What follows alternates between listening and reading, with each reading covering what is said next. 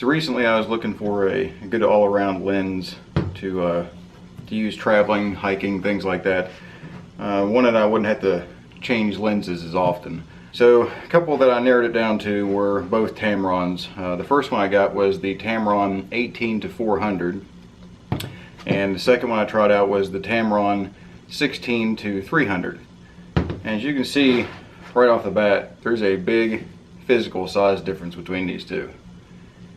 So first I tried out the 18-400. I had very mixed results when I first tried it out. I basically I got lazy. I threw it on the camera, threw it in auto mode, and took a few test photos. The sharpness was not impressive. The center of the image wasn't bad, but the edges were quite blurry, really. After I played around with some settings, I figured out you basically need to keep this lens, and this one actually, at f8 or above. They get much sharper once you do that. If you just throw it on the camera, throw it in auto, and you let it go clear down to its 3.5 aperture, it's not great. My biggest issue with this lens was how much bigger and heavier it was than what I was used to with my old Canon 18-135. This lens is much smaller, much lighter. It was easier to carry, easier to use. At first I bought the 18-400 because I wanted the biggest zoom range and I wanted some good telephoto. I believe this works out to 22 something times zoom, and the Tamron 16-300 it ends up being 18 point something times zoom. So you do get a bigger range out of this, the 18-400 lens. But there wasn't as big of a difference between 300 and 400 millimeter as I was kind of expecting.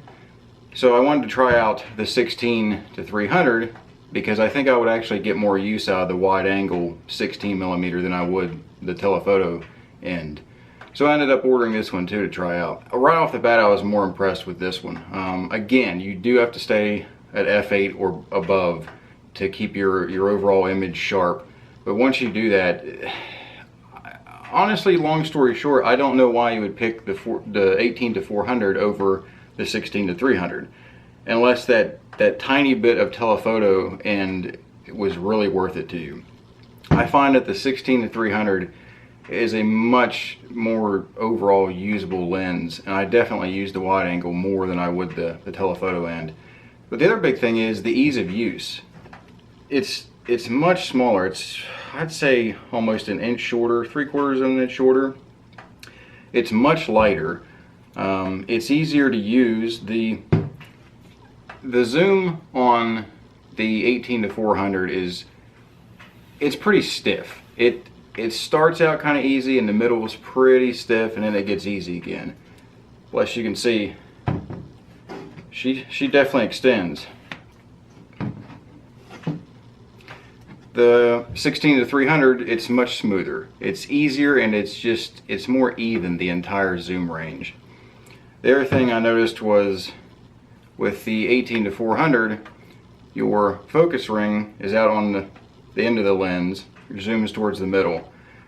The focus ring turns externally when you focus, when the camera autofocuses. The 16-300, the focus ring is towards the base of the lens, and the zoom ring is towards the end. The focus ring does not move externally when the camera autofocuses. Plus, you have full-time manual override with manual focus. So that the ease of use was just way better with the 16-300. Again, you can see compared to the Canon 18-135, it's virtually identical size. Slightly heavier, but not much. So it makes an amazing all-around. If you're going to take one lens, it's been great. Now I will say that my Canon lenses, I have a Canon 10-18, a Canon 18-135, and a Canon 55-250. All of those lenses are sharper than these Tamrons overall, but on average it's not bad. You have to really take comparative photos and pixel peep and really look at the photos to compare them. The good thing is with all these Canon lenses, you can just throw it on the camera and throw it in auto, and no matter what f-stop it uses, it is sharp throughout the entire image. One of the other differences I noticed was the image stabilization. It's called VC on Tamron lenses. The 18-400, I don't want to say it's worse. I think as far as the image quality, it's probably about the same. These two lenses just handle it differently. The image stabilization on the 18-400, when the image is still, it's very still. Once you move around more than it can compensate for, it seems to jerk the image back into frame. So if you're moving around a good bit and you're zoomed all the way out to the 400mm, it can jump around very twitchy. Again, when you're taking a photo, the photo does seem crisp, it works. The thing is, if you were to use either of these lenses with video, the 16-300, it handles it a little bit smoother. It seems like if you move the lens around a little bit, it will smoothly bring the image back to center. Once you go too far out of its capabilities, it will jerk the image back into frame, but not nearly as much as the 18-400. So if you were to use these much for video, this is just more pleasing to the eye. Now I will warn you that both these lenses do have Audible autofocus noise. The camera will pick it up.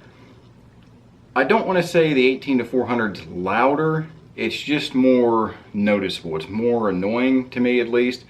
It's a bit lower pitched grumble to it. The 16-300, it's a little bit higher pitched noise, but it's a little bit more subtle. Although when they kind of micro focus, they both make little clicky, twitchy noises. That's almost more noticeable on the 16-300, but barely. Again, neither of these lenses are really lenses you want to use for video, just for the fact that if you're using the audio from the video very much, you're going to hear it every so often. It's not bad, it's usable, but you're going to hear it. The Canon lenses, they're absolutely silent. You cannot hear these focus whatsoever.